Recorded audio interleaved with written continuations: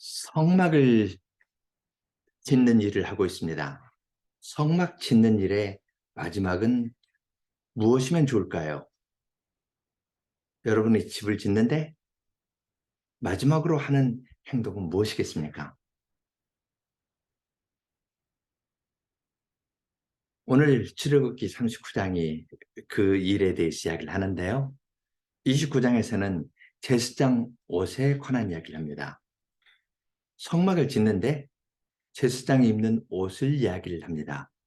그리고 제사장의 옷을 이야기를 할 때 여호와께서 모세에게 명하신 대로라는 말이요. 몇 번 나오냐면 7번 나옵니다. 출애굽기 25장에서 31장까지 성막에 관한 제도를 주실 때 여호와께서 말씀하여 가라사대라는 말이 7번 나오는데요. 여기 제사장 옷에 관한 규례에서 7번 여호와께서 모세에게 명하신 대로 그렇게 나옵니다. 그리고 결론으로 여호와께서 모세에게 명하신 대로라는 말로 이제 3번 그 말을 사용해서 결론을 짓습니다.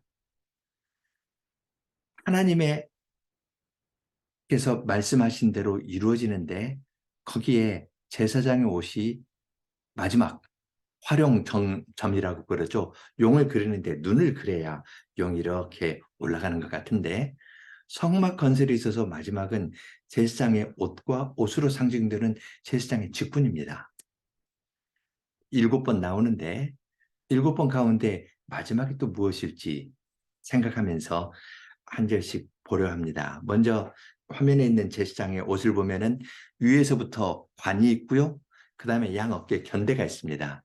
제사장이 이렇게 입고 있는 긴 조끼 같은 것을 청색, 자색, 홍색 실로 만든 에봇이라 그러고 여기 가운데 흉패가 있습니다. 보석이 있죠. 그리고 이 견대에는 호만 외에 이스라엘 지파 여섯 이름이 새겨져 있습니다. 그리고 제사장의 겉옷은 파란색입니다. 청색이고 속옷은 흰색입니다. 그리고 그 안에 속바지를 입습니다. 이런 7가지인데요. 이제 하나씩 살펴보겠습니다. 먼저 1절로 3절 에봇에 관한 이야기입니다. 그들이 여호와께서 모세에게 명하신 대로 청색, 자색, 홍색 실로 성소에서 섬기기 위한 정교한 옷을 만들고 또 아론을 위한 거룩한 옷을 만들었더라. 그가 또 금실과 청색, 자색, 홍색 실과 가늘게 꼰 배실로 에봇을 만들었으되 금을 얇게 쳐서 오려서 실을 만들어 청색, 자색, 홍색 실과 가는 배실에 섞어 공교히 짜고 예, 청색, 자색, 홍색 실로 만든 휘장이 있었죠. 지성수의 휘장을 그렇게 만들었는데요. 거기에 금으로 있는 그룹이 있습니다. 그런데 청색, 자색, 홍색실, 금이 제사장의 가장 대표적인 옷 에봇에 있습니다. 제사장의 의복 재료와 지성수의 재료가 같은 것을 여기서 볼 수 있습니다. 4절로 7절 보면은 이제 위에 있는 견대 그리고 띠, 기념보석에 관한 이야기가 나옵니다. 에봇을 위하여 견대를 만들어 그 두 끝에 달아 서로 연하게 하고 에봇 위에 에봇을 매는 띠를 에봇과 같은 모양으로 금실과 청색, 자색, 홍색 실과 가늘게 꼰 배실로 에봇에 붙여 짰으니 여호와께서 모세에게 명하신 대로 하였더라. 그들이 또 호마노를 깎아 금태에 물려 인을 새김같이 이스라엘의 아들들의 이름을 그것에 새겨 에봇 견대에 달아 이스라엘 자손의 기념보석을 삼았으니 여호와께서 모세에게 명하신 대로 하였더라. 예, 또 한 번 여호와께서 모세에게 명하신 대로 하였는데요. 그것은 에봇 위에 견대를 달았습니다. 견대에는 호마노의 이스라엘 지파 여섯 이름 썼고 호마노 주위는 금태를 둘렀습니다. 그래서 고정시키고 또 에봇이 새는 띠를 붙였습니다. 에봇을 입고 견대를 차고 이건 같이 붙어 있으니까요. 하나님 앞에 나아가면 하늘에 계신 하나님께서 여기에 있는 이스라엘 12지파의 이름을 여섯씩 보실 것입니다. 그것이 전부가 아닙니다. 흉패에 관한 이야기가 8절로 14절 이어집니다. 그가 또 흉패를 공교히 짜되 에봇과 같은 모양으로 금실과 청색 자색 홍색실과 가늘게 꼰 배실로 하였으니 그것의 장이 한 뼘, 광이 한 뼘으로 네모 반듯하고 두 겹이며 그것에 네 줄 보석을 물렸으니 곧 홍보석, 황옥, 녹주옥이 첫 줄이요 둘째 줄은 석류석, 남보석, 홍만호요 셋째 줄은 호박, 백만호, 자수정이요 넷째 줄은 녹보석, 호마노, 벽옥이라. 다 금태에 물렸으니 이 보석들은 이스라엘 아들들의 이름 곧 그들의 이름대로 열둘이라. 이늘 새김같이 그 12지파에 각 이름을 새겼으며 예, 에봇을 입었는데요. 거기에 흉패가 있습니다. 흉패도 청색, 자색, 홍색 그리고 가는 금실로 땄습니다. 거기에는 이스라엘 12지파를 상징하는 12보석을 네 줄로, 세씩에서 네 줄로 부착시켰습니다. 그것을 입고 하나님 앞에 나아가면 제사장 인격 안에서 이스라엘 백성 전체가 하나님께 나아가는 것과 같습니다. 그 위에 있는 보석을 기념 보석이라 했거든요. 하나님께서 이스라엘을 보시고 이스라엘을 기념하는 그러한 보석이 있었습니다. 견대에 있고 흉패에 있고 이스라엘 백성 전체가 제사장의 인격 안에서 함께 하나님께 나아갔습니다. 이제 기술적으로 이걸 어떻게 연결하는지에 대해서도 아주 상세하게 말씀해 주십니다. 15절로 21절입니다. 그들이 또 정금으로 사슬을 노끈처럼 따아 흉패에 붙이고 또 금태 둘과 금고리 둘을 만들어 그 두 고리를 흉패 두 끝에 달고 그 두 따은 금사슬을 흉패 끝 두 고리에 꿰어 메었으며 그 따은 두 사슬의 다른 두 끝을 에봇 앞 두 견대의 근태에 메고 또 금고리 둘을 만들어 흉패 두 끝에 달았으니 곧 그 에봇에 대한 안쪽 가에 달았으며 또 금고리 둘을 만들어 에봇 앞 두 견대 아래에 매는 자리 가까운 편 곧 공교이 짠 에봇 뒤 위편에 달고 청색끈으로 흉패고리와 에봇 고리에 꿰어 흉패로 공교이 짠 에봇 뒤 위에 붙여서 에봇을 떠나지 않게 하였으니 여호와께서 모세에게 명하신 대로 하였더라. 예, 여호와께서 모세에게 명하신 대로 한 이야기가 또 나오는데 여기에서는 흉패와 위에 있는 견대와 에봇을 어떻게 부착시키는가에 대해서 구체적으로 이야기를 하고 있습니다. 금실로 하고 청색실로 해서 이 흉패가 제사장이 걸어 다니는 데서 덜렁거리지 않게 해요. 딱 몸에 부착되어 있습니다. 금실, 청색실로 고정시켜서 아주 하늘에 들어가는 것과 같은 그러한 모습이었습니다. 사실 제사장 옷도 그렇거든요. 22절로 26절입니다. 그가 에봇 받침 긴 옷을 전부 청색으로 짜서 만들되 그 옷의 두 어깨 사이에 구멍을 내고 갑옷 깃 같이 그 구멍 주위에 깃을 짜서 찢어지지 않게 하고 청색 자색 홍색실과 가는 배실로 그 옷 가장자리에 석류를 수놓고 정금으로 방울을 만들어 그 옷 가장자리로 돌아가며 석류 사이사이에 달되 방울과 석류를 서로 간격하여 공직하는 그 옷 가장자리로 돌아가며 달았으니 여호와께서 모세에게 명하신 대로 하였더라. 예, 긴 청색 옷을 겉옷을 입게 했는데요. 그건 위에서부터 이렇게 머리 있는데 어깨 사이에는 구멍을 내고 가를 마름질 해가지고 위에서부터 쭉 입게 만들었습니다. 그렇게 하고 밑에는 석류가 있고요. 그리고 정금으로 방울을 만들었습니다. 방울을 만들었으니까 소리가 날 겁니다. 석류 방울이 있는 옷을 입은 제사장은 어떻게 걸었을까요? 달렸을까요? 아니면 천천히 갔을까요? 걸으면 그 소리가 났을 겁니다. 그 소리를 들으면서 하나님 앞에 경건한 태도로 나아가는 것을 여기에서 볼 수 있습니다. 그 다음에 보면요. 제사장에 있는 속옷과 세마포 두 건에 관한 이야기도 나옵니다. 27절로 29절입니다. 그들이 또 직조한 가는 배로 아론과 그 아들들을 위하여 속옷을 짓고 세마포로 두건을 짓고 세마포로 빛난 관을 만들고 가는 배실로 짜서 세마포 고이들을 만들고 가는 배실과 청색, 자색, 홍색 실로 수 노아 띠를 만들었으니 여호와께서 모세에게 명하신 대로 하였더라. 예. 아론과 그의 아들은 속옷을 입었는데요. 그리고 이 아론의 아들들은 제사장 에봇을 입은 건 대제사장입니다. 그러니까 아론 입고 아론의 아들은 에봇이 없는 세마포 옷을 입고 하나님께 나아갔습니다. 이 모든 것이 여호와께서 모세에게 명하신 대로 된 겁니다. 지금까지 여호와께서 모세에게 명하셨다는 말이 6번 나왔습니다. 자, 7번째는 무엇인지 30절, 31절 보겠습니다.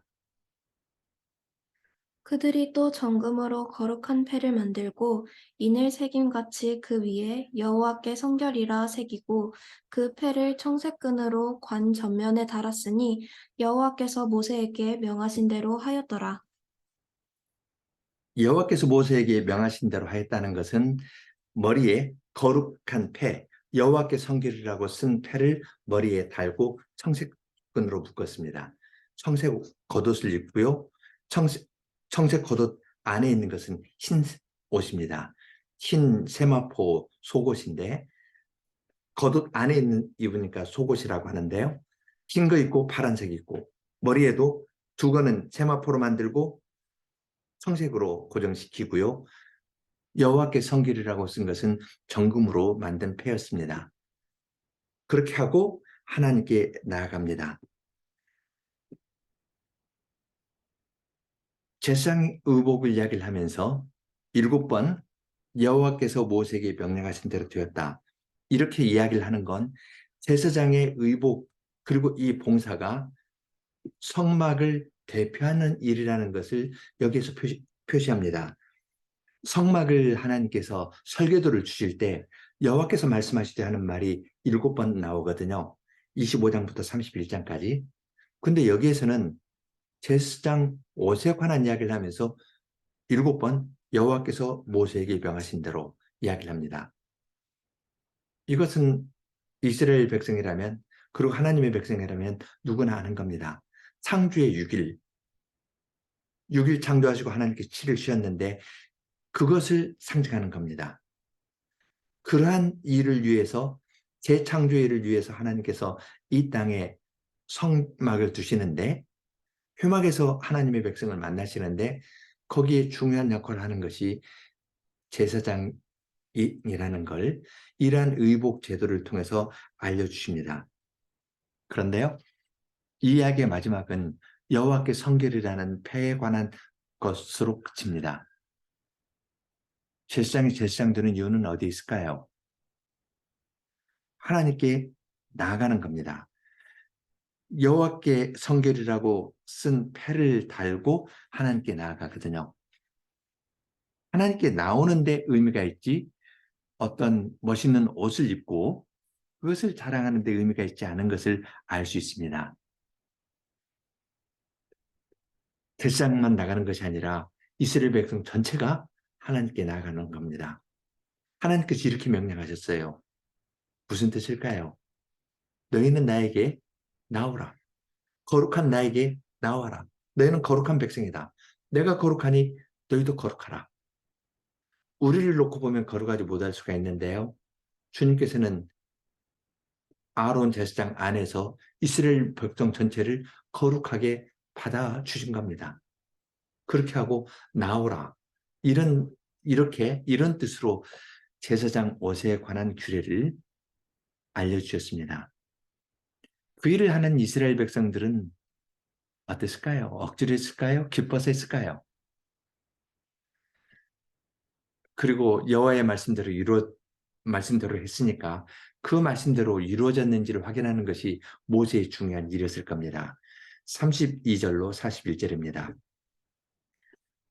이스라엘 자손이 이와 같이 성막 곧 회막의 모든 역사를 준공하여 여호와께서 모세에게 명하신 대로 다 행하고 그들이 성막을 모세에게로 가져왔으니 곧 막과 그 모든 기구와 그 갈고리들과 그 널판들과 그 띠들과 그 기둥들과 그 받침들과 붉은 물 들인 수양의 가죽 덮개와 해달의 가죽 덮개와 가리우는 장과 증거개와 그 채들과 속죄소와 상과 그 모든 기구와 진설병과 정금 등대와 그 잔, 곧 버려놓은 등잔과 그 모든 기구와 등유와 금단과 관유와 향기로운 향과 장막 문장과 놋단과 그 놋 그물과 그 채들과 그 모든 기구와 물두멍과 그 받침과 뜰의 포장들과 그 기둥들과 그 받침들과 뜰 문의 장과 그 줄들과 그 말뚝들과